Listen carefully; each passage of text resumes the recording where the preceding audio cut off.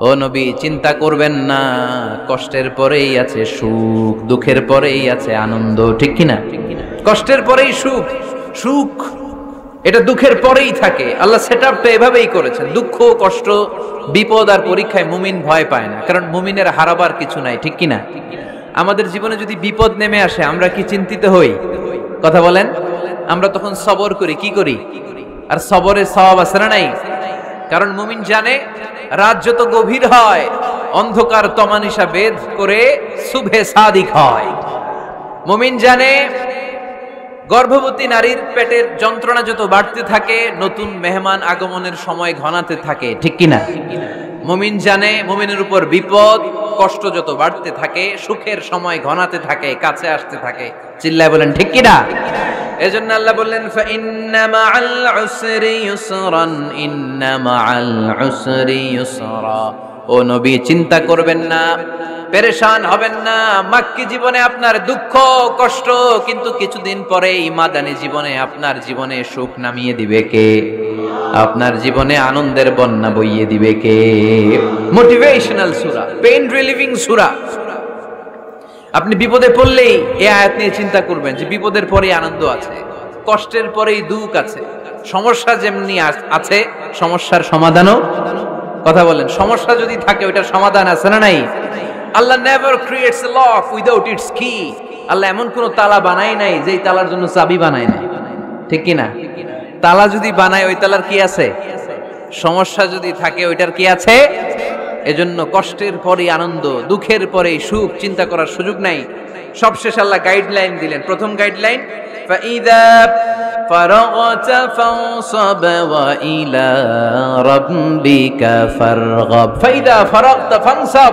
হে নবী, যখন আপনি দাওয়াতি কাজ করে করে, রাষ্ট্রীয় কাজ করে করে একটু ফুরসাত পাবেন, অবসর পাবেন, ফানসাব ফিল ইবাদা, আপনি একটু ইবাদতে মশগুল হয়ে যান, আপনি একটু দোয়ায় মশগুল হয়ে যান।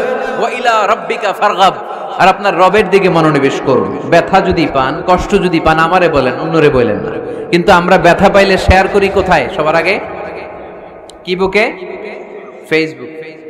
কষ্ট পেয়েছি, দুঃখ পেয়েছি, কোথায় শেয়ার করি? কেউ যদি আমারে কষ্ট দেয় আমি বদলা নিতে চাই, ঠিক কি না? কিন্তু ইসলাম বলে বদলা না নিয়ে বদলে দাও। কি করবেন? বদলা নিও না, বদলে দাও। আল্লাহর কাছে বল, বন্ধুর কাছে বলার আগে, স্ত্রীর কাছে বলার আগে, ফেসবুকে শেয়ার করার আগে কষ্টের কথা শেয়ার করব কার কাছে? বিশ্বনবী সাল্লাল্লাহু আলাইহি ওয়াসাল্লাম আমাদেরকে এটাই শিখিয়েছেন।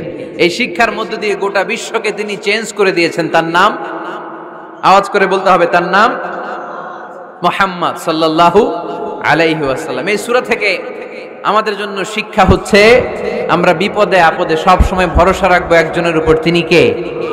আর মনে রাখতে হবে the grief isn't permanent, the struggle isn't permanent. এই পৃথিবীর কোনো দুঃখ কষ্ট আর সমস্যা এটা পার্মানেন্ট নয়।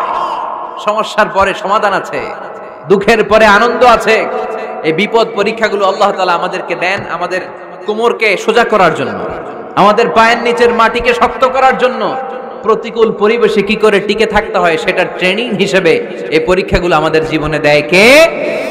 আর ফাইদা ফারাগতা ফানসাব, ফাইদা ফারাগতা ফানসাব। ও নবী, যখনই আপনি অবসর পাবেন, অবসর সময়টা আমরা কাজে লাগাবো। রাজি আছেন তো? আমরা অনেক সময় অবসরকে কাজে লাগাই না, কিন্তু যখন খুব বেশি ব্যস্ত হয়ে পড়ি তখন আমাদের মাথায় আসে, হায় রে, অবসর যদি কাজে লাগাইতাম, অবসরে পরীক্ষার পরে 3 মাসে যদি পড়তাম আজকে ইউনিভার্সিটিতে চান্স পাইতাম, ঠিক কিনা? এজন্য যুবক ছেলেরা অবসর নষ্ট করা যাবে না, এগুলোর কাজে লাগাতে হবে। আর বিপদে আপদে সবসময় ভরসা রাখতে হবে একজনের উপর, তিনি কে? আজকের এই প্রোগ্রাম বাস্তবায়নে যারা সহযোগিতা করেছেন তাদের সবাইকে আমি শুকরিয়া জানাই।